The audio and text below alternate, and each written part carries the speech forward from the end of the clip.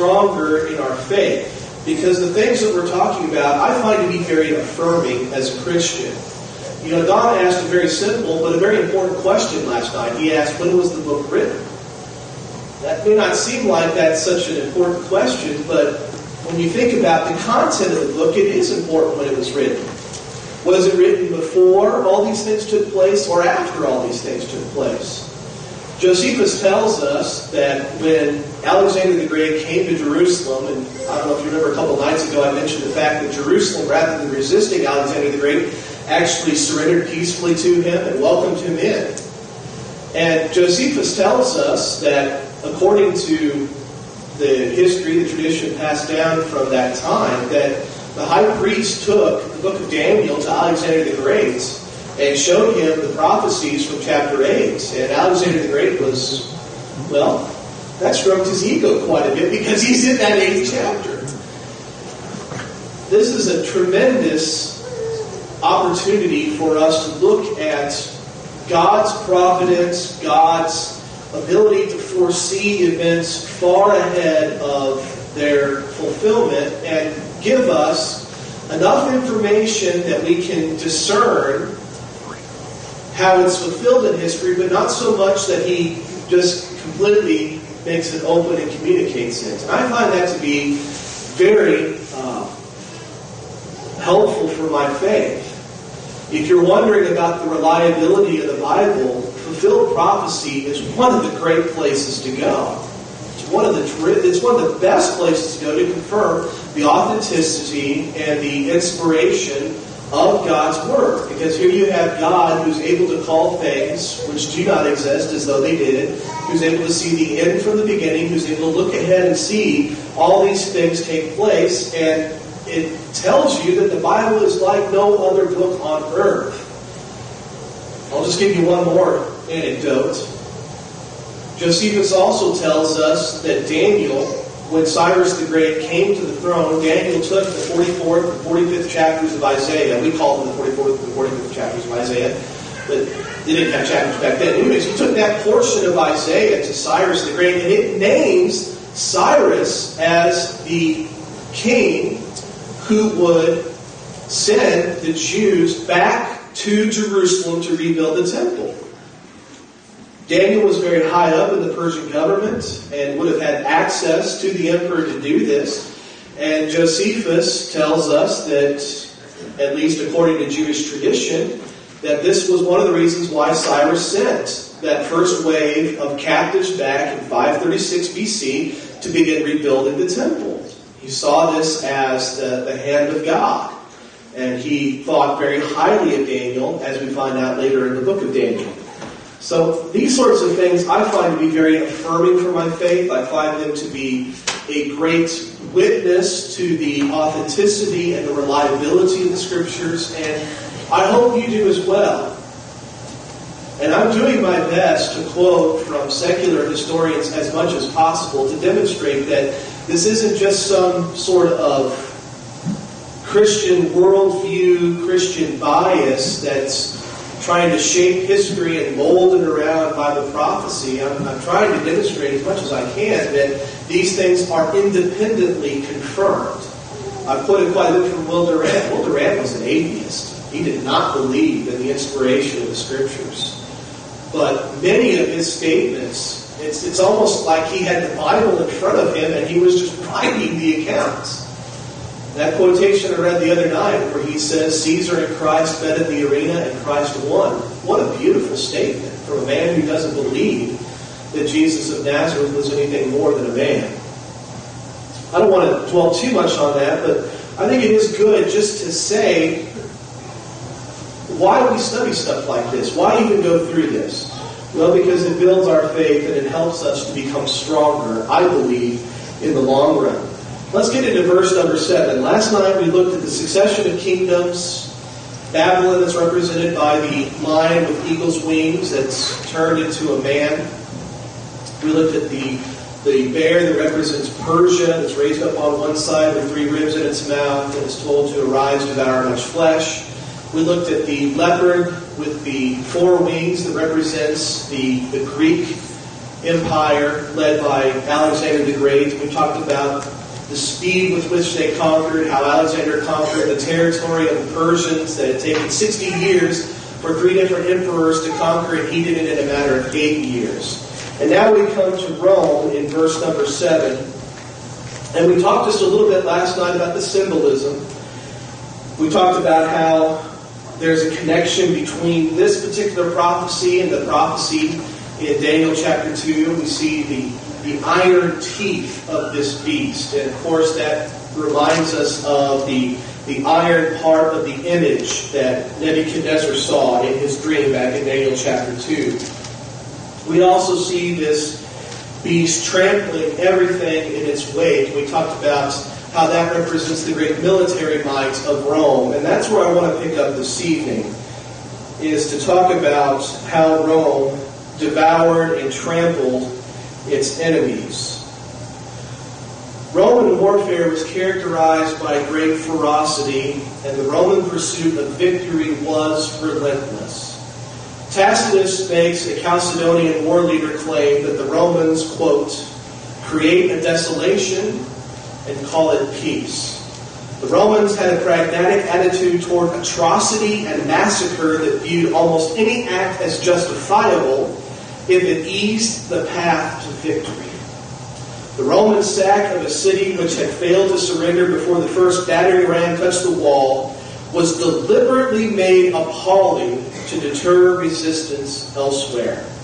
Rebellions in particular were suppressed with great brutality and frequently involved mass crucifixion of prisoners or their violent deaths on the sands of the arena. That comes from a book called Roman Warfare by a man named Goldsworthy. And I think that just gives you a sense of the cruelty, the almost barbaric nature of the Roman military power, and how they did these things deliberately to intimidate not just these enemies, but future enemies. And they developed a reputation in the Mediterranean area and on over into the Middle East for their brutality in warfare. I'll just read a couple more quotations. I could just blanket you with quotations on this, but I'll just take a moment to read a couple more. You've probably heard the name Spartacus. Spartacus was a slave that led a slave rebellion between 73 and 71 BC. That rebellion concluded in this manner, quote, the great majority of Spartacus's followers perished with him. Some fled and became hunted men in the woods of Italy. 6,000 captives were crucified along the Appian Way from Capua to Rome. There their rotting bodies were left to hang for months, so that their masters might take comfort, and all slaves take heed. So the Romans took 6,000 of these rebels, and they crucified them along one of the main roads stretching between the city of Capua and the city of Rome. And this was intended to make these men an example and to deter any future slave rebellions. I'll read you just one more. Quote, in many respects, the Romans' behavior resembles that of many other non-primitive ancient peoples, yet few others are known to have displayed such an extreme degree of ferocity in war while reaching a high level of political culture. Roman imperialism was in large part the result of quite rational behavior on the part of the Romans, but it also had dark and irrational roots. One of the most striking features of Roman warfare is its regularity. Almost every year, the Romans went out and did massive violence to someone. And this regularity gives the phenomenon a pathological character. This is from a book called War and Imperialism in Republican Rome by a man named Harris.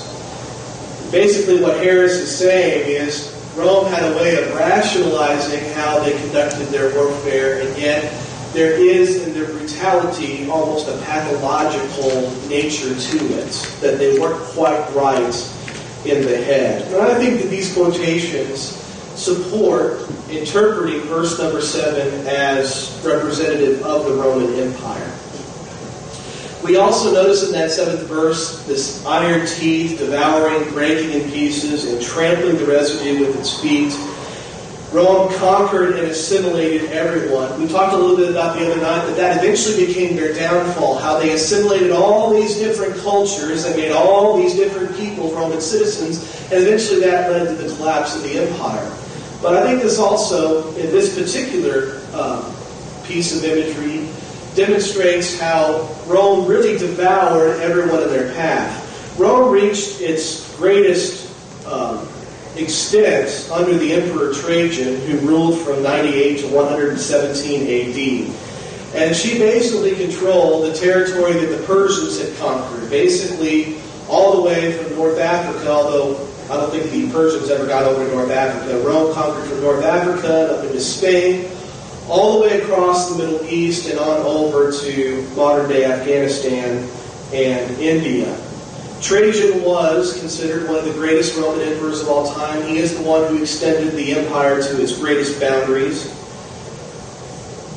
Durant says of Trajan that his campaign across the modern-day Middle East is often compared with Alexander's historic conquering.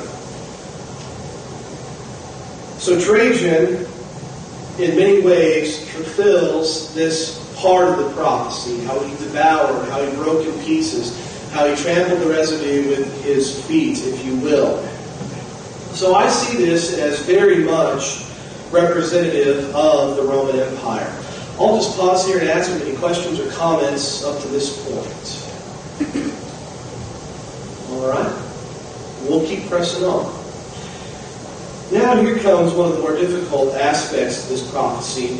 We notice that this beast, whom Daniel cannot compare to anything else, and I mentioned that last night, I want to reemphasize this once again. This beast is not compared to any known animal. He compares Babylon to a lion, he compares Persia to a bear, he compares Greece to a leopard, but for this beast there is no comparison. And one of the striking characteristics about this beast is it has 10 horns. And we're told a little bit later in verse number 24 that these 10 horns represent 10 kings who shall arise from this kingdom. That's verse 24 there in the 7th chapter. These 10 horns represent 10 kings who shall arise from this kingdom. So you have the kingdom itself, the beast, and then from that kingdom arise 10 kings or 10 kingdoms. And I believe that these 10 horns represent the birth of the modern European nations out of the ashes of Rome. Beginning a few centuries before Christ, Germanic tribes began migrating from Western Asia over there, what we would call Ukraine and the Urals and Russia, Poland, that area. They began migrating over into Central Europe. When the Roman Empire started pushing its borders out toward the north, these Germanic tribes were unwilling to yield to the Roman war machine. They fought fiercely against Rome's advances. But as the empire decayed from within, these tribes grew stronger.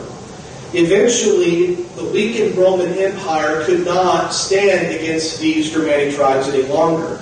Beginning in 410 AD, Rome was invaded and sacked by a succession of Germanic tribes. And by 476, she was finally conquered by a consortium of these Germanic tribes. I believe this is what's represented by these 10 horns. We see these Germanic tribes that are the foundation for the modern states of Europe beginning to take over what was the Roman Empire. Let me read to you a quotation here from a historian. Historically, the conquest destroyed the outward form of what had already inwardly decayed. It cleared away with regrettable brutality and thoroughness a system of life which, with all its gifts of order, culture, and law, had worn itself into senile debility and had lost the powers of regeneration and growth. A new beginning was now possible. The empire of the West faded, but the states of modern Europe was born. Basically what that historian is saying is, as the empire decayed, as it grew old, if you will, could no longer sustain itself, you have these young, vital, vibrant tribes beginning to slowly chip away and ultimately take over what was once Rome's, and they become the modern European countries. And these tribes eventually become the rulers that dominated Europe in the Middle Ages. Let me read to you a couple of quotations, and then I'll pause and ask if there's any questions about this. Myers, in his Ancient History, writes this: "The destruction of the Roman Empire in the West by Germanic barbarians is one of the most momentous events in history. It marked the turning point in the fortunes of mankind. It brought in the so-called Dark Ages. It rendered possible the growth in Western Europe of several nations or states in place of the single empire." The Oxford Illustrated History of Christianity says this about the same time period: "If one were writing the history of Western Europe in the period from about 330 to 700 AD, there would inevitably be two major themes. The first would tell of the late Roman Empire and its fate after the reorganization by the emperors Diocletian and Constantine, until most of its western provinces were superseded by barbarian kingdoms. The second theme would be the story of these new nations, the Germanic kingdoms whose foundations were laid during the years from about 400 to 600 AD. I look at these quotations and I can conclude nothing else than these 10 horns represent this very thing, this birth of the new European nation. No longer was Europe dominated by Rome. Now they were dominated by these tribes that had migrated over into North and Central and eventually Western Europe. And those tribes become the ruling nations of Europe. Germany, France, Italy, Switzerland, on up into England, the Angles and the Saxons, on up into Norway. All of these nations and all these people have their roots in this Germanic migration and in the conquering that took place in this time period. So I see really no other way of looking at this other than the way I presented this evening. But I'll pause here and ask any questions or comments about this so far. Hopefully this is making some sense. All right, let's keep moving here. So who were the 10 tribes? I've put up here a table of some possibilities. Over on your left, you'll see several of these Germanic tribes listed. And on the right, you'll see what nation eventually came out of them. I just want to be very clear this evening. I have not ever found a list of Germanic tribes, a list of 10, that I think perfectly fits what's going on here in the book of Daniel, and also later on in the book of Revelation. All this imagery is repeated in Revelation chapter 13. The beast, the 10 horns, all this stuff comes back once again. I have yet really to find a list that I find to really fit the bill. So what I'm going to suggest to you this evening is that rather than trying to find what Germanic tribe fits in here, I would suggest to you that perhaps a more sound way of interpreting this is to look at this number of 10, in a more symbolic way. That the number 10 is more figurative rather than literal. The number 10 in the Bible generally represents totality or wholeness.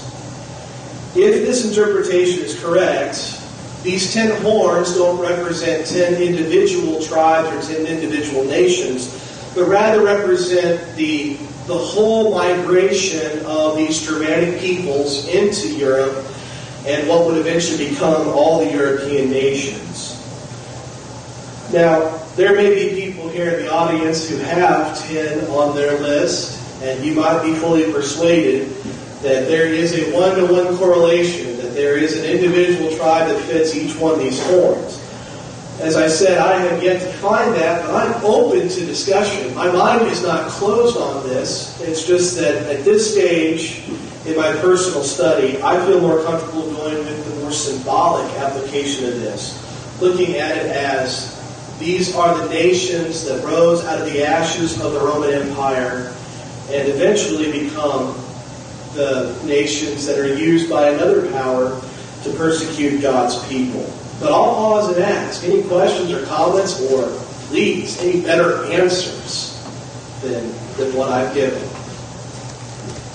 Now, if you're going to be looking into this, it's really something. I mean, you can look at any commentator, and they're going to have a different list of 10. Every evangelist you talk to is going to have a different list of 10. Richard Riggins has got his list, and Rick Sparks has got his list, and other people have got their lists, and I'm not trying to be critical of those men.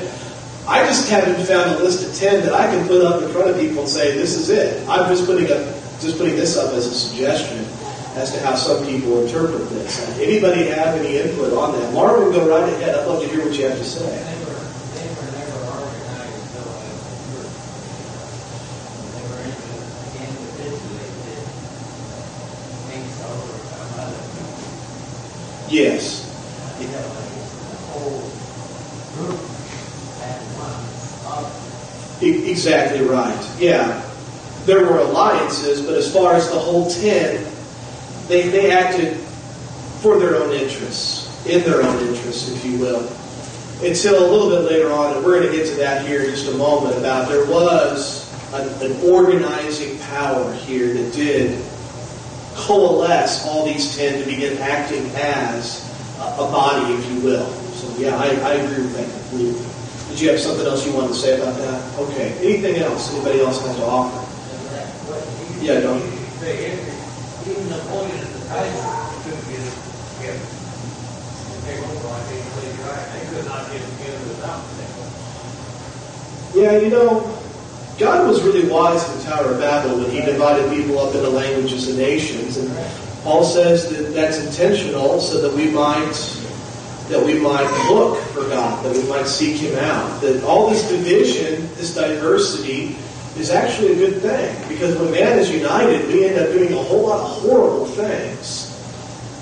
So, yeah, even the Franks and the Germans couldn't get together. All right, anything else?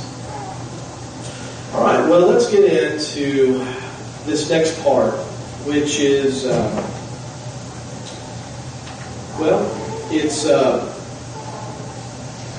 it's probably the more controversial part of this 7th chapter.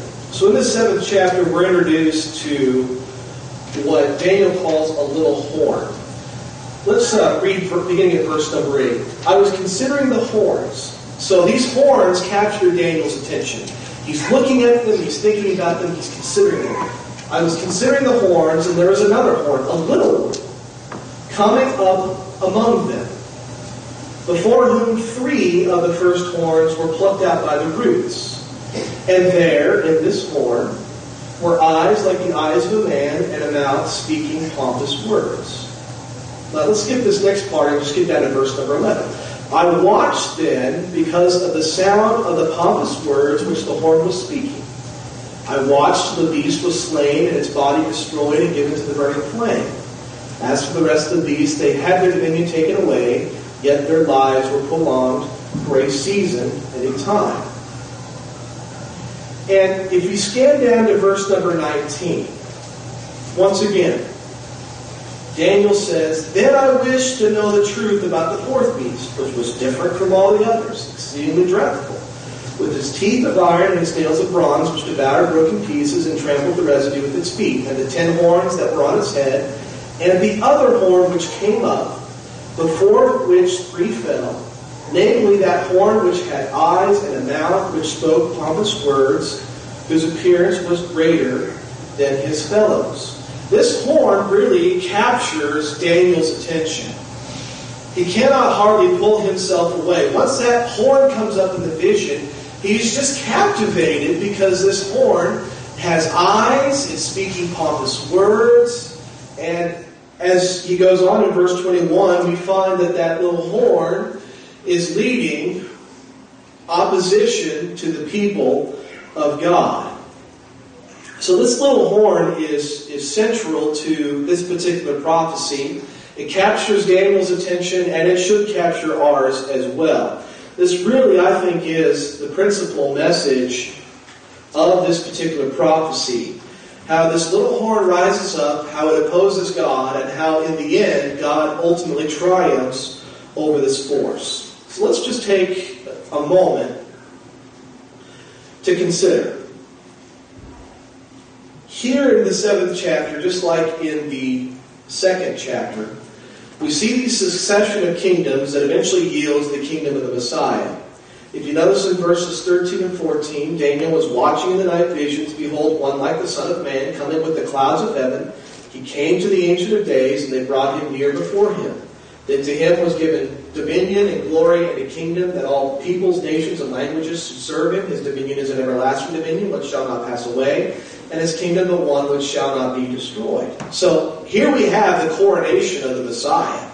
He's given a kingdom, or what he says to the apostles, all authority in heaven and earth has been given to me. This is reiterated in the book of Ephesians and the book of Colossians as well, that all things have been placed under his feet. And he is the head of all things, including the body, including his body. This I see as the coronation of the Messiah. And as we saw in chapter 2, that stone which was cut out of the mount without hands strikes the image at the feet and destroys all these kingdoms. And that's the message here in chapter 7 as well, that the foes of God are destroyed by the Messiah. Ultimately, God's people are victorious, but we've got this foe. We've got this opposition that's introduced to us here in chapter 7. And that's why Daniel is curious. I think he can understand this vision to a certain extent, and yet he cannot account for what this little horn is, what he represents, and he wants to know more information. So notice about this little horn, if we go back to verse number 8, I know we're kind of just jumping everywhere here, but this 7th chapter is difficult because you've got the vision and you've got the explanation a little bit later. Go back to verse number 8. Notice that the horn came up or sprang up among the 10 horns. Now we see the beast emerging from the sea with the 10 horns in place. Daniel was looking at that horns, and then he saw this little horn come up among them. As I look at that imagery, what I am drawn to conclude is that the Roman Empire and these other kingdoms that followed after her, who arose after her, were then followed by another power. So you've got the Roman Empire, you've got these Germanic kingdoms, and then in the midst of these Germanic kingdoms you have rising from among them this next power. Since the little horn came out of the midst of these civil powers, there must be some sort of civil or well, we'll just leave it civil authority or governing authority that's invested in this horn. Okay? We also see that this horn is personified. It's given eyes, it's given a mouth, and in that respect it's very unusual. It's not like the other horns who are just sort of these entities, if you will. This one has a personality to it, which is very unusual. Eyes like the eyes of a man, a mouth speaking pompous words. The horn makes war against the saints, verse 21. He speaks pompous words against the Most High in verse 25. And it would seem that this horn is full of blasphemy and opposition, not just to the people of God, but to God Himself. We also can see that the horn exists along with the beast until the day of judgment. When I read verses 9 through 11, I am led to conclude that verses 9 through 11 are talking about the judgment day. Notice in verse number 10. In verse number 10, Daniel says the court was seated and the books were opened. Verse 11. Verse 11, Daniel watched till the beast was slain and its body destroyed and given to the burning flame. Now those two statements in verses 10 and 11 are very reminiscent of something that we read in the book of Revelation. In Revelation chapter 19, verse 20, Revelation 19 and 20, we have the beast and the false prophet resisting, and they are ultimately beaten by Jesus Christ. And in Revelation 19 and 20, we're told that the beast and the false prophet were cast into the lake of fire, burning with brimstone. So the beast was slain in Daniel chapter 7, verse 11. It was destroyed and given to the burning flame. Revelation 19 and 20, the beast and the false prophet are destroyed in the lake of fire. And then in Revelation chapter 20, verse 12, I find something that is, for me, absolute proof that this is the end of time that's being discussed here in Daniel chapter 7, verses 9 through 11. Revelation 20 and 12, John sees the dead, small and great, standing before God, and books were opened. And another book was opened, which is the book of life. And the dead were judged according to their works by the things which were written in the books. In Daniel chapter 7, Daniel says the court was seated and I saw the books opened.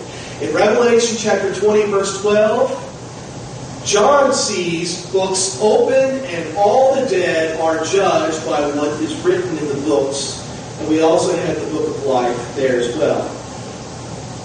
I see these two things connected completely together. And the conclusion that I am drawn to is that this horn and this beast must continue until the day of judgment, at least in some form. Now you're probably thinking to yourself, well, wait a second. The Roman Empire fell back in 476 AD. How is it possible that the beast can persist? Well, remember, those 10 horns are a part of the beast as well, aren't they? They're a part of the beast as well. And if my interpretation is correct, that those represent the modern states of Europe, well, they're still here. And they still trace all their history back to these migratory Germanic tribes. Those are the foundation of their kingdoms. So they do persist to this day. So let me tell you who I think this little horn is, and then I'm going to tell you why tonight and going into tomorrow night. As I look at history, as I look at the fall of the Roman Empire, as I look at the rise of the modern European states, and as I look for a personality that rises among all those European states and begins to oppose the people of God, I find only one personality that seems to fit. And I believe that that personality is the papacy, the Bishop of Rome. And I realize that that may be very controversial to some of you. That might be something that you're hearing for the first time. You might think that that's an unfair characterization, or that I might be guilty of Catholic bashing. But I hope that you all will listen with an open mind for the next 15 minutes or so, and hopefully you'll come back tomorrow night to hear the conclusion of my argument. I think that this is the soundest interpretation of what I find in Daniel chapter 7. If I found a better alternative, that's what I would teach. I haven't found a better alternative. Doesn't mean it's not out there. It's just that I haven't found it. And I'm going to teach what I think is a right interpretation. So I'll pause here and ask if there are any questions or comments down through the... I don't really know where we are, just about what I've been talking about for the last 15 minutes. Any questions or comments about the little horn, about the beast, the 10 horns, anything you all want to clarify? Or is that a hand mic? No?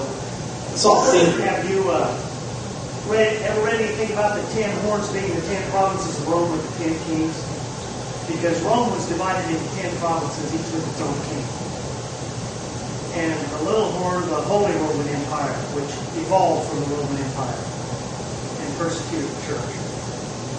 Have you ever read that anywhere? When was the Roman Empire divided among 10 kings?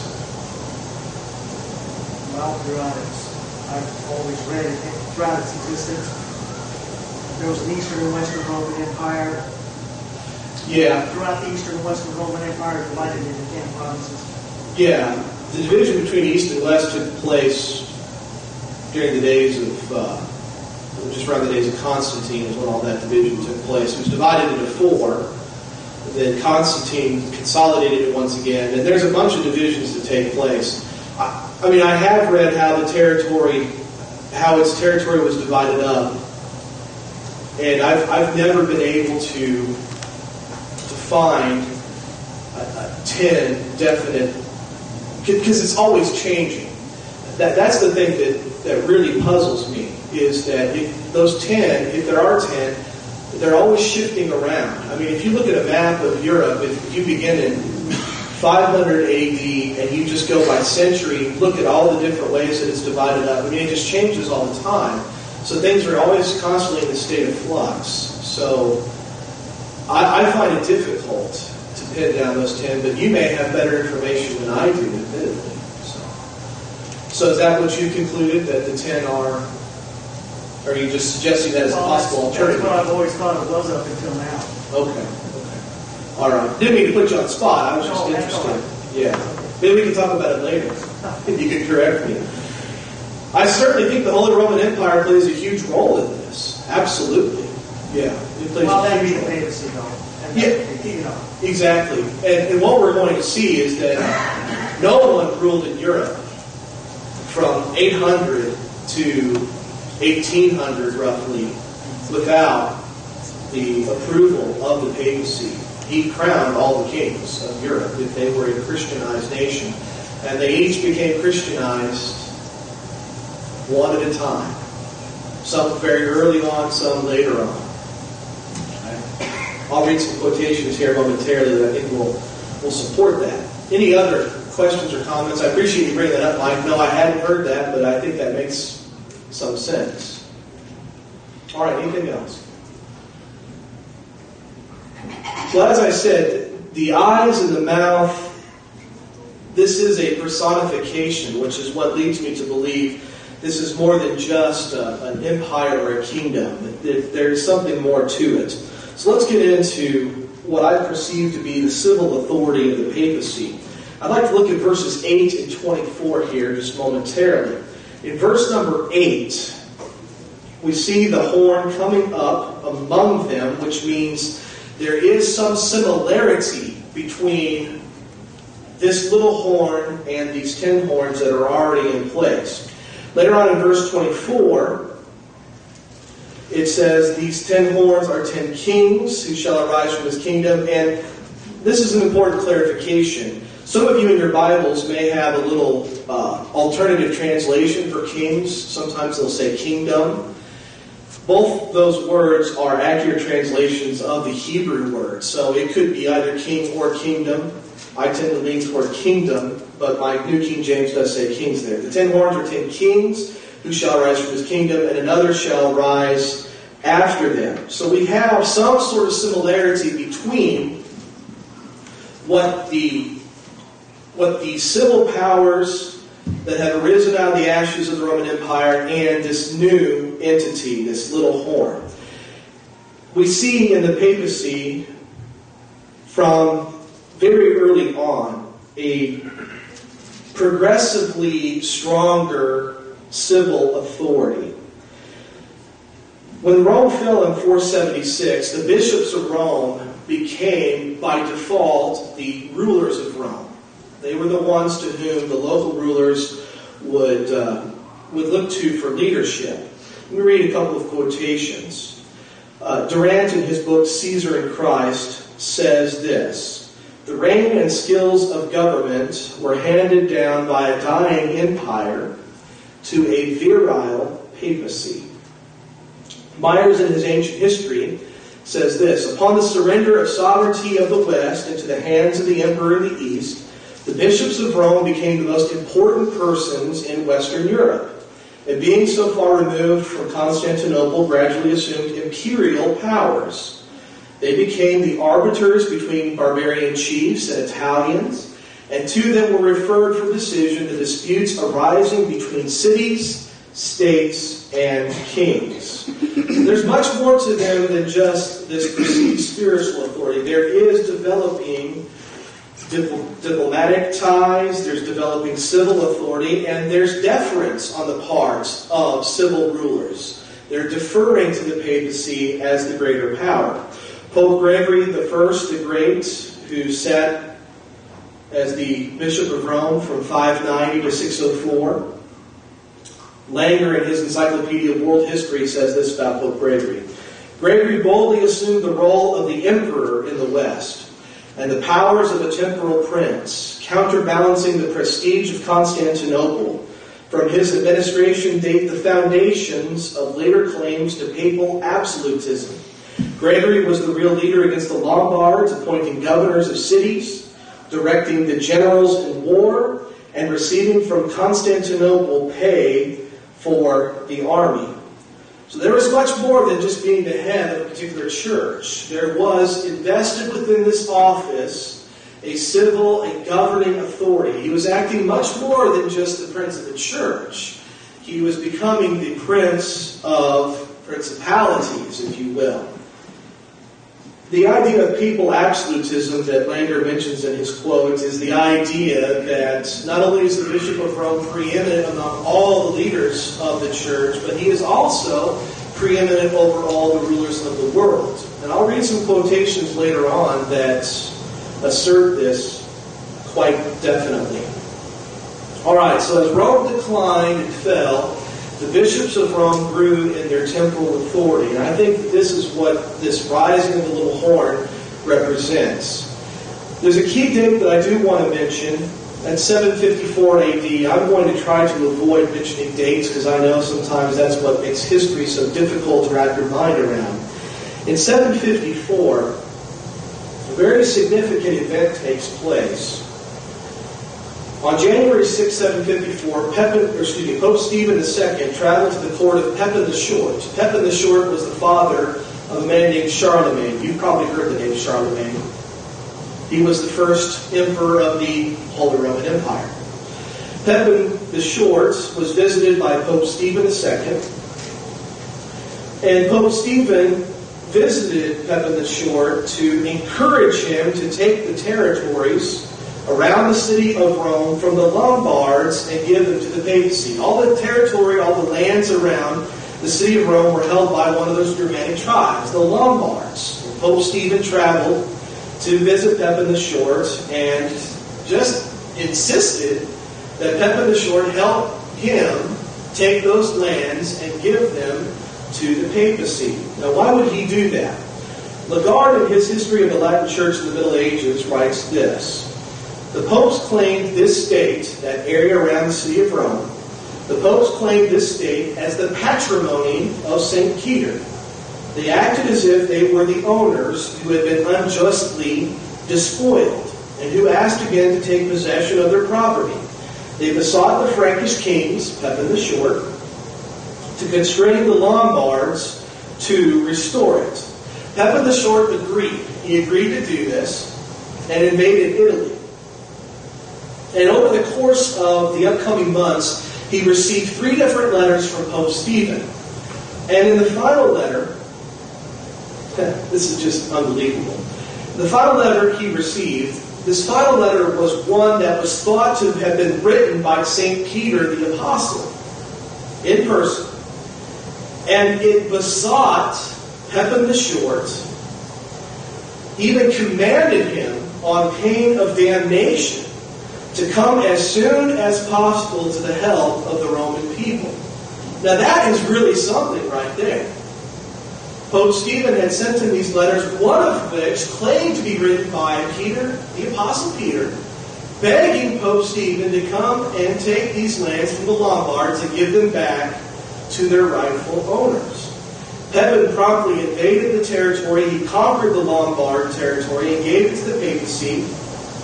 This is the territory that's known as the Exarchate of Ravenna, and this was the beginning of what became the Papal States. That's a phrase you may have heard of if you've got any familiarity with history. This territory became the possession of the Bishop of Rome. He ruled the Papal States as if he were a king.